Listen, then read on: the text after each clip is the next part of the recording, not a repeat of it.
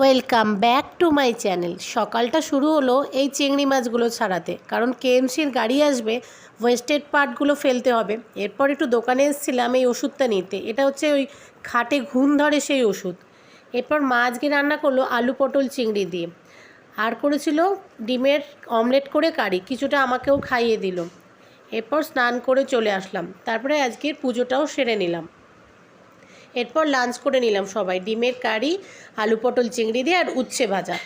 উচ্ছেগুলো আজ খুব তেতো ছিল, আমার একদম ভাল লাগে না খেতে, যাই হোক খেতে হয়। এরপর বিকালে বসে তিনজনে মিলে গল্প করতে করতে সন্দেশ বিস্কুট দিয়ে চাটা খেলাম, যেটা সেদিনকে কিনে এনেছিলাম।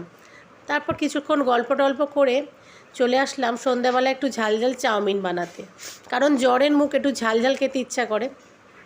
তো চাউমিন বানিয়ে সবাই মিলে বসে খেলাম। আজকের ব্লগটা এইটুকুন, পাশে থেকে সাবস্ক্রাইব